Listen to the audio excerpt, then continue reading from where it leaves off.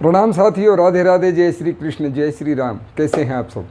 आशा करता हूँ पूर्णतः स्वस्थ और प्रसन्न हैं, आनंदित हैं और नित्य राधा रानी के चरणों में आपका ध्यान है। ऐसी ही मैं किशोरी जी से कामना करता हूँ। तो दोस्तों, आज हम बात करते हैं एक ऐसे ग्रह की जो आपको आपका मनचाहा फल नहीं मिलने देता अथवा मिलने में देरी करवाता है, और वो सहज ही कैसे आपको दिलवा सकता है ना। लेकिन उससे पहले मेरे आप लोगों से हाथ जोड़ के विनती है, जिन लोगों ने अभी तक चैनल को सब्सक्राइब नहीं किया है, कृपा करके सब्सक्राइब कर लें। उससे हमें भी बल मिले और आपको हमारी नेक्स्ट कंटेंट की उपलब्धता हो सके। देखिए दोस्तों, जीवन में बहुत कुछ है, काफ़ी कुछ है।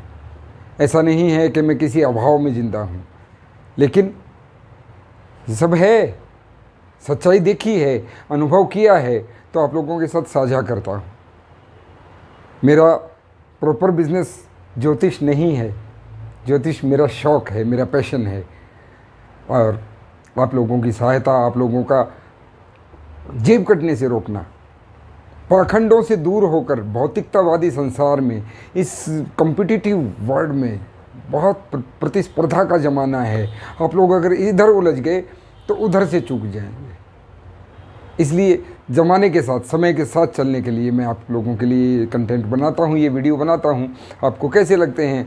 आप निरंतर अपनी प्रतिक्रिया देते भी हैं और कृपा करके देते रहें। आपका आशीर्वाद मुझ पे बने रहे। हज़ारों लोगों की मुझ पे कृपा दृष्टि रहती है, यही मेरे लिए बहुत है। फिर भी यदि किसी को मुझसे अपनी जन्म कुंडली का विश्लेषण करवाना है तो उसके लिए हमारी बहुत माइनर सी हमने फ़ीस रखी हुई है।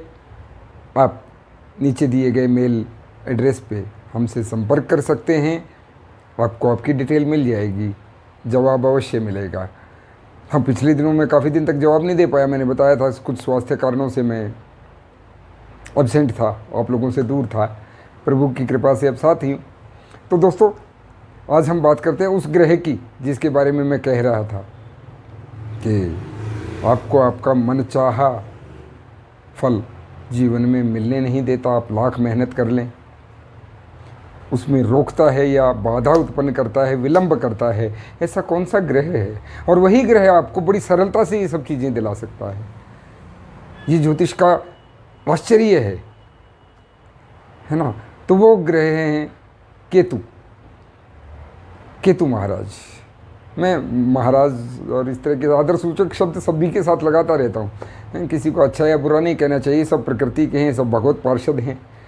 तो केतु महाराज आपके लिए ऐसा करते हैं कि या तो आपको हर चीज़ सरलता से, सुगमता से, सहज ही मिलती चली जाती है, या फिर वो ऐसा करते हैं कि आप जितना उसके पीछे दौड़ेंगे वो उतना आपसे दूर जाती जाएगी, आपको तड़पाएगी, तरसाएगी।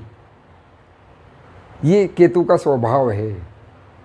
केतु का स्वभाव पहले मैं कई वीडियो में डिस्कस कर चुका हूँ। केतु का स्वभाव एक मौन साधु का है। मौन साधु, रमता जोगी, अपनी मस्ती में चला जा रहा है, किसी से कोई मतलब नहीं। लेकिन ये जब उत्सृंखल हो जाता है अथवा आपकी जन्म कुंडली के जिस भाव में बैठा है, जिस तरह का प्रभाव दे रहा है, यदि महादशा में है, दृष्टि में है, तो ये जीवन पे अवश्य प्रभाव डालते हैं। मैं खुद इसका उदाहरण हूँ। मैं इसके द्वारा काफ़ी पीड़ित रहा हूँ, सच कहता हूँ, लेकिन राधा रानी की कृपा है कि बचा हुआ हूँ। तो दोस्तों, बात करते हैं केतु महाराज की।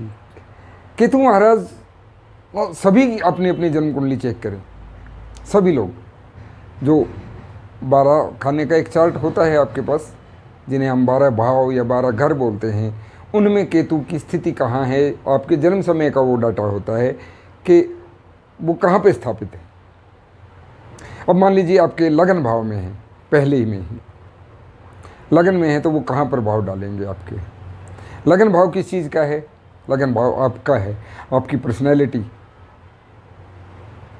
आपका धन, आपका स्वास्थ्य, आपकी सराउंडिंग वर्ल्ड, इस पे बहुत प्रभाव डालते हैं। दूसरा, ये कहाँ प्रभाव डालते हैं? जहाँ जहाँ इनकी दृष्टि होती है। दृष्टि केतु जी की होती है इनसे, केतु की स्थिति से पंचम स्थान, पंचम भाव, सप्तम भाव, नवम भाव पे। तो वहाँ से संबंधित जो भी आपके जीवन के फल हैं वहाँ पे ये इफेक्ट डालते हैं। किस प्रकार का इफेक्ट डालते हैं वो जन्म कुंडली विश्लेषण से आसानी से पता चल सकता है। एक छोटी सी बात मैं आपको सिखा रहा हूँ। मान लीजिए आपके लगन भाव में स्थापित हैं, प्रथम में ही केतु हैं, तो आप यदि अपनी पर्सनैलिटी, अपने स्वास्थ्य, अपने पारिवारिक जीवन के प्रति बहुत ज़्यादा चिंतित रहेंगे, तड़पेंगे, ये तो बस होना ही चाहिए, मेरी पर्सनालिटी बहुत अच्छी होनी चाहिए, मेरी सामाजिक प्रतिष्ठा बहुत अच्छी होनी चाहिए, उसके लिए मैं ये भी कर दूं, मैं वो भी कर दूं। आप जितना करेंगे आपसे वो दूर भागेगी, आपको तरसाएगी। ऐसा ही ये सेम करते हैं अपनी दृष्टि के हिसाब से। अब दृष्टि में पंचम, सप्तम, नवम भाव की दृष्टि इनकी होती है। सबसे पहले हम सप्तम को लेते हैं। सप्तम में बिल्कुल सामने इनके, यदि लगन में तो सप्तम में आपको राहु महाराज बैठे मिल जाएंगे। इनके ठीक सामने राहु बैठते हैं, और आप जानते हैं राहु और केतु एक ही शरीर के दो हिस्से हैं, तो वहाँ दूसरा इनका बड़ा प्रभाव रहता है। पंचम भाव पे प्रभाव डालते हैं, नवम भाव पे प्रभाव डालते हैं। अब यदि आपके लगन में बैठ गए, लगन में तो सबसे अधिक प्रभाव रहेगा ही रहेगा। आप जितना साधु स्वभाव रहेंगे उतना अच्छा है। जिस चीज़ के लिए तरसेंगे नहीं वो अच्छा है। मत तड़पिए, मत तरसिए, सहज ही होता जाएगा। और जिस भाव पे दृष्टि रहती है, तो पंचम भाव है आपका संतान का, ज्ञान का, बुद्धि का, मनोरंजन का, आपकी सृजनात्मक शक्ति का प्रतीक है। इन चीज़ों से संबंधित आपको चिंताएं केतु महाराज देते हैं। सप्तम भाव आपके जीवन साथी का, आपके प्रेमी का, आपके बिजनेस पार्टनर का, और समाज में आपके साथ कैसा व्यवहार होगा उसका घर है। नवम भाव है आपके गुणों का, आपकी धन का, आपके व्यवसाय का, उच्च शिक्षा का, वहाँ पे ये प्रभाव डालते हैं। तो इन चीज़ों में आपको बाधाएं केतु महाराज दे सकते हैं। अब कहें कि इनको रोक दें, देखिए ग्रह अपनी चाल चलते हैं, वो हमारे वश में नहीं होता, किसी के भी वश में नहीं होता, सिर्फ भगवान के वश में है। और जो वश में नहीं है उसकी चिंता हम क्यों करें? क्यों ना उन्हीं के चरणों का ध्यान कर लें जिनके वशीभूत ये सब काम करते हैं। भगवत पार्षद हैं भैया, तो यदि उनकी शरणागति मिल गई तो सब कुछ मिल गया।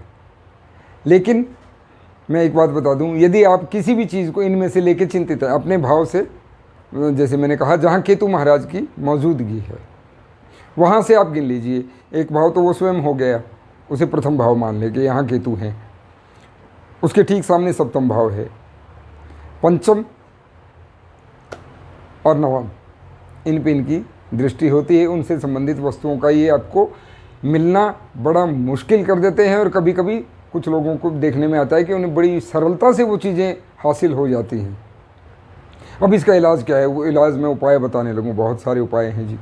आप नींबू दान कर दीजिए, आप पपीता दान कीजिए, आप केले का दान कीजिए, आप खट्टी चीज़ों का दान कीजिए, खट्टी मीठी टॉफ़ियाँ बांटिए, ये सब केतु के उपाय हैं। लेकिन इस सबसे ज़्यादा जो चीज़ प्रभावी है, जो असरदार है, सबसे ऊपरी मैं कहूँगा कि जिस चीज़ के लिए आप चिंतित हैं और वहाँ केतु की दृष्टि है अथवा केतु स्वयं विराजमान है, उस चीज़ के प्रति थोड़ा समभाव रखिए। मैं ये भी नहीं कहता कि पूरी तरह आप उदासीन ही हो जाएं कि ये तो मुझे मिलना नहीं है, नहीं, बड़ा सहज मिल जाता है। तो समभाव रखिए कि मिला तो कोई बहुत दिखावा, बहुत खुशी की आवश्यकता नहीं है, नहीं मिला तो मुझे परवाह भी नहीं, मैं भगवान के चरणों में हूँ। ऐसा भाव जिस दिन आप, ये संत स्वभाव, समभाव आप अपने अंदर उस वस्तु के प्रति ले आएँ, वस्तु, व्यक्ति अथवा जो आपकी जो भी कामना है, तो उस चीज़ सरलता से ही आपको मिल जाती है। क्योंकि ये मौन साधु हैं, अपने रास्ते चलते हैं, अपना प्रभाव डालते हुए चलते हैं। दूसरा, ये बुरा प्रभाव तब देते हैं, इनके गुरु हैं बृहस्पति। बृहस्पति गुरु हैं। बृहस्पति की स्थिति आप देखिए, यदि तो इनके बाद के भावों में बृहस्पति आते हैं। गुरु हमेशा चाहता है मैं आगे चलूं, शिष्य मेरा अनुसरण करे, तो स्थिति नॉर्मल है।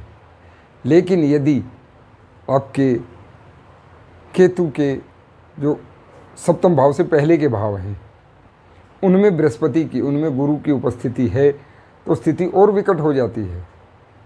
क्योंकि अब गुरु की उस पर लगाम नहीं है, गुरु से आगे चल रहा है, वो बेलगाम हो गया।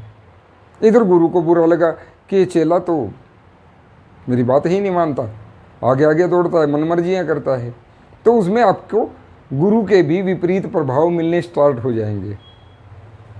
तो ज़्यादा चिंता ना करते हुए, जो परिस्थिति है वो तो भगवान ने निर्मित की है आपके लिए, आपके भाग्य के लिए।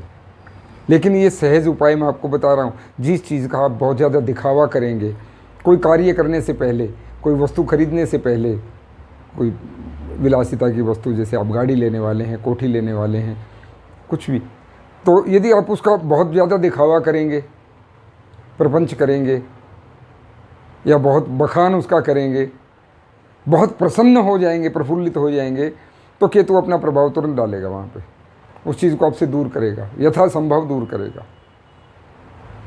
और यदि आप समरस भाव रखते हैं, समभाव रखते हैं, सुख में अति प्रसन्नता नहीं, दुख में अति शोक नहीं, भरोसा उस मालिक पे है, देख लेंगे, खुशी आई तो भी देख लेंगे, गम आया तो भी देख लेंगे।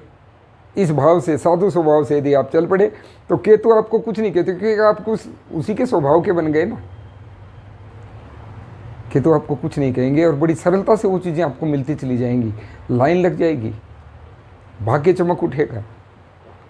ये सच्चे उपाय हैं, रिसर्च हम लोग करते हैं।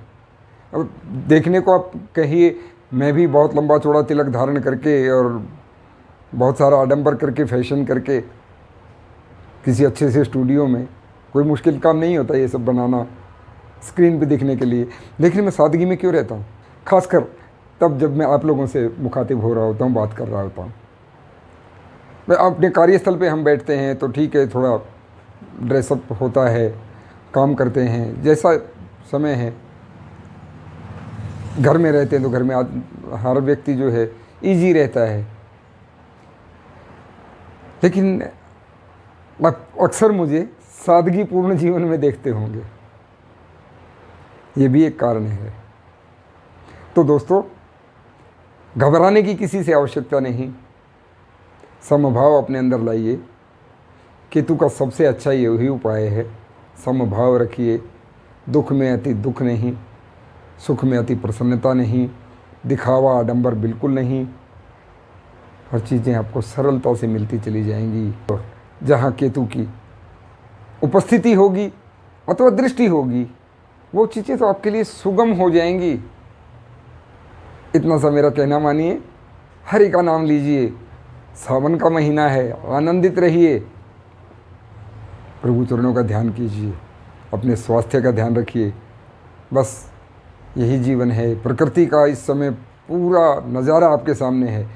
कुछ पेड़ लगाइए, ये मौसम है, कुछ प्रकृति की सेवा कीजिए और संत सेवा कीजिए। राधे राधे। जय श्री कृष्ण, जय श्री राम।